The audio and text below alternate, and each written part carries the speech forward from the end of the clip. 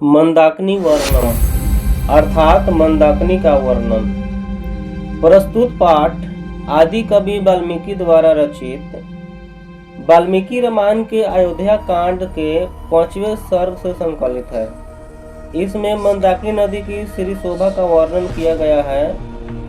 जब वनवास क्रम में राम पत्नी सीता तथा अनुज लक्ष्मण सहित चित्रकूट जाते हैं, वहीं कल कल छल छल करती मंदाकिनी नदी की शोभा का वर्णन करते हुए श्री राम सीता से कहते हैं कि हे सीते, प्राकृतिक सौंदर्य से युक्त इन नदी को देखो, चित्त प्रसन्न हो रहा है। कवि महर्षि वाल्मीकि ने इस सौंदर्य का वर्णन अनुष्टुप छंद में किया है। इस नदी की शोभा का वर्णन महाकवि कालिदास ने भी अपनी रघुवंश महाकाव्य के 13वें सर्ग में किया है। इस चैप्टर में 10 श्लोक दिया गया है। सब श्लोक का हम लोग हिंदी में अर्थ समझेंगे। श्लोक नंबर 1 में श्री राम अपने पत्नी सीता से कहते हैं, हे सीते, रंग बिरंगे तटों वाली फूलों से युक्त तथा हंस सारस से सेवित इस मंदाकिनी नदी के सुंदरता को देखो।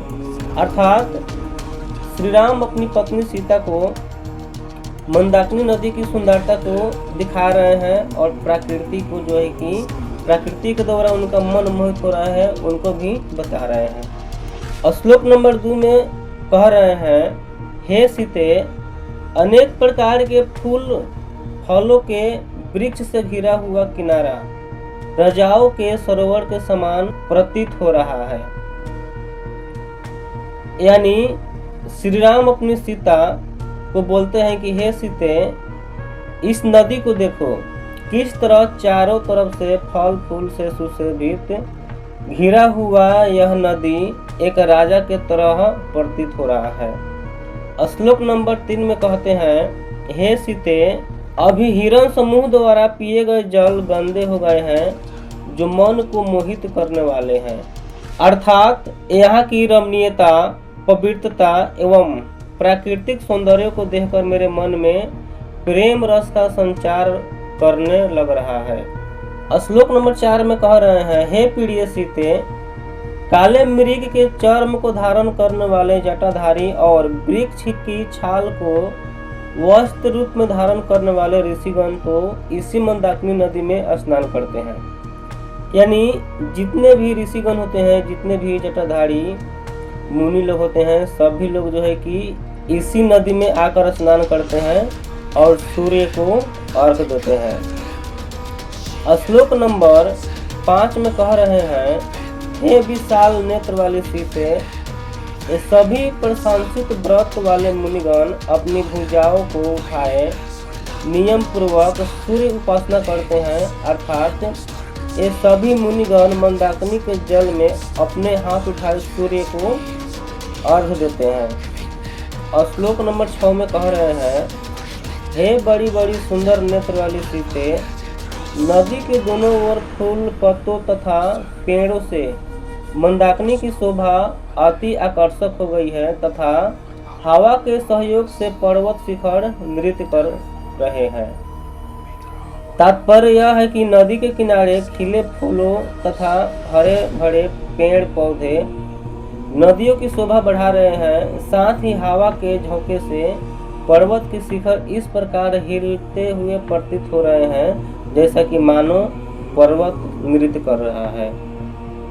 श्लोक नंबर 7 में कह रहे हैं, हे सुंदर नेत्र वाली सीते, मणि जैसे निर्मल जल वाली मंदाकिनी को देखो, जिसकी कहीं तट सजी धजी है तो कहीं सिद्ध जनों का अर्थात ऋषि मुनियों से भरी पड़ी हुई है। श्लोक नंबर 8 में कह रहे हैं, हे सीते, छीन कटी वाली सीते, देखो, वायु द्वारा उड़ाए गए फूल की गंध फैलती हुई दूसरी ओर तैरती हुई मंदाकिनी नदी के मध्य में विराजमान हो गई है। अर्थात यह वायु के झोंके से फूलों की सुगंध सर्वत्र छा गई है और नदी में तैरते हुए कमलों पर भी गुंजार कर रहे हैं। लगता है इन फूलों की सुगंध पाकर मंदाकिनी नदी का जल चित्त को अनुपम आनंद प्रदान कर रहे हैं। श्लोक नंबर 10 में कह रहे हैं, हे सुशीले, चित्रकूट और मंदाकिनी के दर्शन हो रहे हैं, वह दर्शन नगर की अपेक्षा श्रेष्ठ है। अर्थात जो रमणीयता तथा शांति मंदाकिनी क्षेत्र में है, वैसी शांति रमणीयता नगर में कहाँ है, क्योंकि यहाँ रहने वाले सारसिक मोह ममताओं से मुक्त होकर ईश्वर साधन में लीन हो जाते हैं, जबकि नगर में रहने वाले लोग संसारिक मोह माया में बंधे रहते हैं और अशांत रहते हैं। Thank you.